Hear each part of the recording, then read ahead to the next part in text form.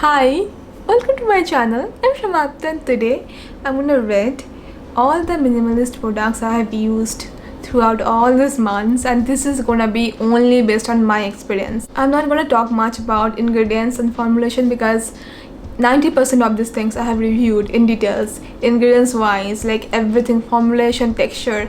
I'm gonna leave all these videos down in the description box, links and all.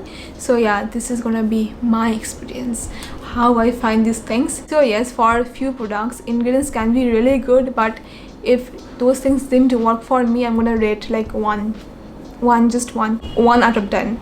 I'm gonna be not rude, like brutally honest, something like that. So yeah, but minimalist ingredients, like what they use for their products, I really love that. I mean, ingredients and formulation wise, they are like 8, 9, sometimes 10. So there I have no issues. It is just gonna be based on the performance, how these things worked for my skin. So yeah, ta-da!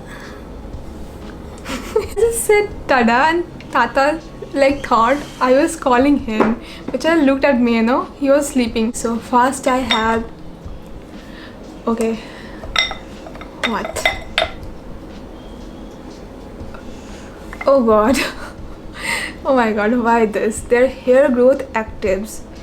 I do not want to rate this thing right now. This is, I think I bought this 1 month back, maybe more than that. I have to keep the track and I need some more time to like come to any conclusion, but for now it has been working okay, I guess. I don't see much changes, but it was my mistake. I should have taken the first day photo, which I didn't. But my eyebrows, they seem like thicker.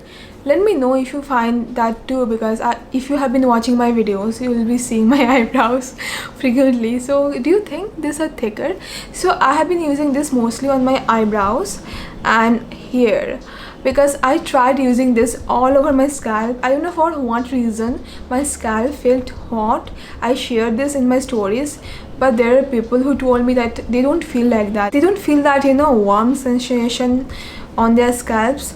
I don't know, it's just me or not, and it was persistent, so I stopped using this all over my scalp and just focusing here, because here I have less hair. And texture is good, and I'm hopeful I'm gonna review this product next month. So you can see this, clear and doesn't feel like sticky, but initially it feels kind of oily, but then it goes. But the warm thing, it persists with me. I don't know about you. And for my eyebrows, it has been working well. I guess I should have taken the before after photo, or just before photo, something like that. I don't want to waste this. This is quite expensive.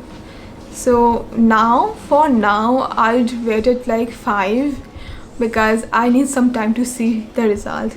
So should I call it as like first impression? First impression would be like understatement, because I have been using this more than 1 month. So whatever it is, I'm just rating it 5 for now. I'm gonna review it next month. So next,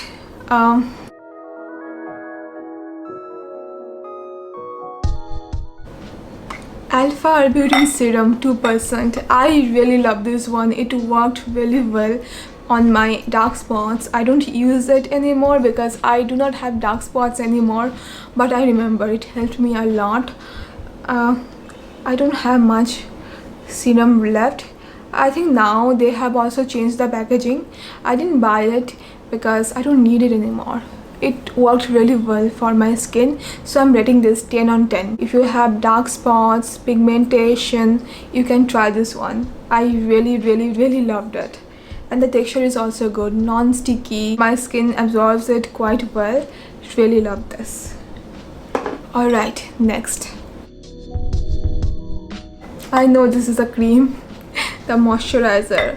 So this is the Sepi Calm Oat Moisturizer. What is in there? I don't know. I was feeling kind of itchy over here. Okay, anyway, so this is the Sepi Calm Oat Moisturizer, and I rate this thing like 8 on 10. It worked really well for me. I like the texture, how it works on my skin. The ingredients are good as well, but I came to know from you that many people didn't like the texture. I mean, it didn't work for you, it was peeling, they found it to be heavy. So I hope Minimalist works on a better formulation. It was my second tub and I really enjoyed it. And yeah, so next, it has to be there like PHA, yeah, PHA 3% biotic toner, and I rate this as like 7 because I have tried other chemical exfoliants which worked really well for me, and I don't see myself, reaching out to this frequently. I rather stay for my BHAs and mandelic acid. I like those things better, but it is a decent one. But I don't think I'm gonna buy this again, though it is good, but I don't want to buy this because I have seen better results for my texture and overall skin's health with other chemical exfoliating products, and this is good but not my favorite, though I finished it like halfway, and the texture is actually good, doesn't feel sticky. Yeah, it doesn't feel sticky, absorbs well, but I don't reach out that much to this product. So yeah, so next, so let me guess, niacinamide. How could I know this? This is niacinamide 5%. How could I didn't see, I promise, I didn't cheat. This is the niacinamide 5%. I bought this long time back. This has decent formulation. It is a good niacinamide serum. Is it my favorite? No. Somewhat via Naturals niacinamide serum, then Niamax. These things give me better results in terms of like glowing skin, then minimizing the appearances of my pores, and overall I like those stuff more. Even these days I'm liking that Jumiso serum. It has niacinamide but very low quantity, like low percentage of niacinamide. This is also good but not my favorite, so I'm rating this 7, though it worked for me, but there are other niacinamide based serums that worked better for on my skin. So yeah, but if it has been working well for you, then obviously go on, use that. I also tried the niacinamide 10%. I don't have the bottle with me because it was a like long time back. Even that time they came up with this kojic acid serum which they discontinued. That serum also worked for me. So the niacinamide 10% also good. I would like rate this as 7, but I don't use like 10% niacinamide anymore because my moisturizers, my essences, they have niacinamide already, so I don't want to overdo it. So I stick to like 5%, 6% niacinamide based products. But if you like 10% niacinamide, then it can be a thing for you. So next, I know this is the new cleanser. Oh, this is gonna be unfair for me to rate this right now. I can give you the first impression because I just received it few days back. It is quite good. It didn't dry out my skin. It has salicylic and LHA 2%, and I was expecting it to be kind of drying. I have dry skin by the way, but it was not. It has gentle surfactants. The ingredients looked really promising. First impression, I'm gonna rate it like 9. Seriously, 9. But I'm going to try this more and I'll let you know about this. But so far so good. I mean, my first impression, I'm being very precise. So next, okay, I'm guessing, this is rosehip oil. No, this is a salicylic acid. I'd rate it like 10 on 10. It has worked really well for me. But these days I have been using Cosrx BH toner, which has been working really well for me, and I prefer that one over this. But still, it is my love because I used this for a long time and it has worked really well for my skin. It was my third purchase. So yeah, but I love this very much. 10 on 10. It worked on my textures, blackheads. I didn't get much breakouts those days. So yeah, very good stuff. So next, okay, I'm guessing it is what? The rosehip oil. Again, rosehip oil. No, vitamin C, 10%. I'm so sorry, I'm gonna rate this 1. 1. Not because of the ingredients are very good, the formulation is decent, texture is good, but didn't work on my skin. It gave me breakouts, rash, and I tried this different times to make sure it was not purging or anything like that, but it was not. My skin just didn't like it, couldn't even finish it. I'm using this on my neck, so yeah. 1. I'm like so sad. I really wanted this vitamin C to work on my skin, but didn't. But it has good ingredients. It really has decent ingredients. It has centella water, ethyl ascorbic acid, so you have to know that it has vitamin C derivative. Then it has AG 1%, good stuff, but didn't work for me. So for my experience, I'm rating this like 1. Didn't work. So next, rosehip oil. No, retinol. Retinol 0.3%. So I have been trying out this product for like, I don't know, for 2 months maybe, and I need more time to review this, but so far so good. I would rate this like 9 on 10. It didn't cause breakouts. I was really scared because I know retinol may cause purging, but it didn't happen to me because I had been extra careful, or maybe the formulation is good. And it has squalene, then retinol 0.3%, and with retinol you won't need much, like small percentage can work, and it can be a very good thing for the beginners. I love the texture, and squalene is my favorite facial oil after rosehip oil. I love squalene very much, and so far so good. It has Q10 as well. So next I have, this is the last thing, rosehip oil. Finally. I love this. 10 on 10.